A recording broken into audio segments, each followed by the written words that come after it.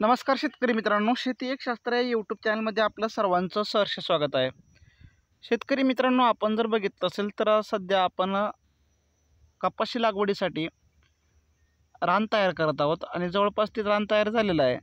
आपण याच्यामध्ये एक चांगल्या प्रकारे मध्यम स्वरूपाची नांगरणी घेऊन त्यानंतर मोगडा मारला आणि त्यानंतर रोटर मारून रान चकाट करून ठेवलेलं आहे. हे बघू शकता आपण शेतकरी मित्रांनो, जवळपास आपलं एक 5 एकर क्षेत्रावरती आपलं रान तयार आहे.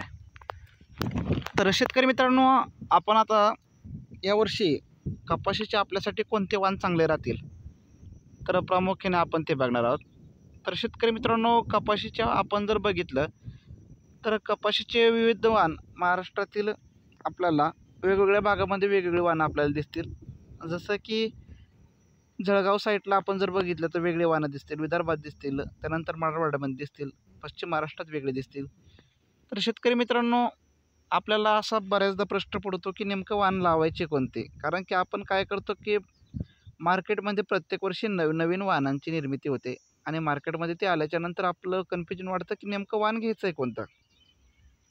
तर हे कन्फ्युजन दूर करण्यासाठी आपण हा व्हिडिओ बनवलेला आहे. मित्रांनो, आपल्याला जर हा व्हिडिओ जर आवडला तर नक्की लाईक करा, चॅनलला सबस्क्राईब करा आणि शेअर करायला विसरू नका. शेतकरी मित्रांनो, मला एक सांगायचं आहे की आपण वाणाची निवड करताना आपल्या जमिनीचा प्रकार आणि आपल्या जमीन कशा प्रकारची आहे हे फार महत्त्वाचं असतं. कारण की आपण वाण कोणतं घेतो यापेक्षा आपल्या जमिनीची निवड ही खूप महत्त्वाची आहे. त्यानंतर कोणत्या जमिनीसाठी कोणती बॅग चांगली असेल ते सुद्धा खूप महत्त्वाचं आहे. तर शेतकरी मित्रांनो, मी तुम्हाला काही वाण सांगतो आहे, त्याच्यामध्ये आपण आपल्या भागामध्ये कोणते वाण लावतात यावरती सुद्धा कमेंट करायला विसरू नका. तर शेतकरी मित्रांनो, मी पहिल्यांदा एक आपल्याला वाण सजेस्ट करेल की महिको कंपनीचं एक बाउन्सर नावाची व्हरायटी आहे. आणि ही बाउन्सर नावाची जी व्हरायटी आहे ही अतिशय चांगल्या प्रकारची व्हरायटी आहे, ज्याच्यामध्ये आपण बघितलं एक चांगल्या प्रकारच्या बोंडांचा आकार आपल्याला त्याच्यामध्ये दिसतो. त्यानंतर जी पात्यांची संख्या किंवा कैऱ्यांची जी संख्या आहे तीही मोठ्या प्रमाणामध्ये आपल्याला दिसते. आपण जर चांगल्या प्रकारे नियोजन जर केलं तर आपल्याला, मी काही तुम्हाला असं जास्तीचं काही फुगवून सांगणार नाही आहे. जे वस्तुस्थिती आहे किंवा इतर शेतकऱ्यांचं जे उत्पन्न आहे त्या हिशोबानंच मी सांगणार आहे. तर आपण जवळपास एका बॅगसाठी 7 ते 8 क्विंटलपर्यंत उत्पन्न घेऊ शकतो. काही शेतकरी त्यांच्या नियोजनाप्रमाणे अनेकदा त्यांचं उत्पन्न खूप मोठ्या प्रमाणात वाढतं. परंतु मी सरळ आपल्याला जे सरासरी जे शेतकरी आहे त्यांचं उत्पन्न मी तुम्हाला सांगतो आहे. शेतकरी मित्रांनो, त्यानंतर आपल्याला दुसरं वाण जे आहेत तर ते आहे कबड्डी. शेतकरी मित्रांनो, बऱ्याच जणांचं असं म्हणणं आहे की कबड्डी वाण हे गेल्या वर्षी फेल गेलेलं आहे. परंतु शेतकरी मित्रांनो, गेल्या वर्षी फेल गेलं आपल्याला असं म्हणता येणार नाही. कारण की बऱ्याच शेतकऱ्यांना त्याच्यामध्ये चांगलं उत्पन्न आपल्याला त्याच्यातून भेटलेलं आहे. मी पहिल्यांदाच आपल्याला सांगितलं की आपल्या शेताचा जो प्रकार आहे त्याच्यावरती आपल्याला बॅग डिपेंड आहेत. आपल्या शेताच्या प्रकारानुसार आपण जर बॅगीची लागवड जर केली तर आपल्याला निश्चितच त्याचा फायदा होतो. त्यानंतर गेल्या वर्षी अतिशय महाग विकलेली जी बॅग होती ती म्हणजे संकेत होती. आपण जर बघितलं तर बऱ्याच शेतकऱ्यांनी 1800, 2200 रुपये, 3200 रुपये अशा प्रकारामध्ये त्यांनी त्या बॅगेची खरेदी केली. परंतु शेतकरी मित्रांनो, त्याच्यामध्ये अनेक शेतकऱ्यांची बॅग सुद्धा फेल गेली. परंतु काही शेतकऱ्यांना मोठ्या प्रमाणात त्याच्यातून उत्पन्न भेटलं.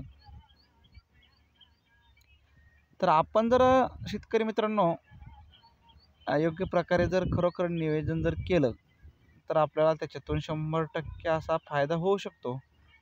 आणि तो फायदा आपण आपल्या नियोजनातून आपल्याला त्याच्यामध्ये मिळू शकतो.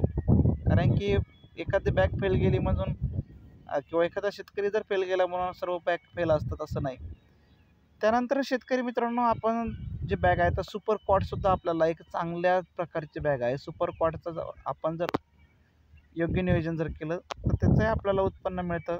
त्याच्यानंतर शेतकरी मित्रांनो, मार्केटमध्ये ज्या खूप प्रकारच्या बॅगी आहेत तर त्या बॅगींच्या आपण जर हे घेतलं तर आपल्याला निश्चित त्याचा फायदा होतो. परंतु आपला सर्वात महत्त्वाचा प्रश्न जो आहे आपलं नियोजन, त्यानंतर आपली जमीन, त्यानंतर आपलं खताचं नियोजन, फवारणीचं नियोजन, पाण्याचं नियोजन ह्या सर्वांचं ज्यावेळेस आपल्याला एका त्याला आपण काय म्हणतो की ज्या टायमाला एकत्रित व्यवस्थित नियोजन होतं तर त्या टायमाला आपलं उत्पन्न हे 100% चांगल्या प्रकारचं होतं.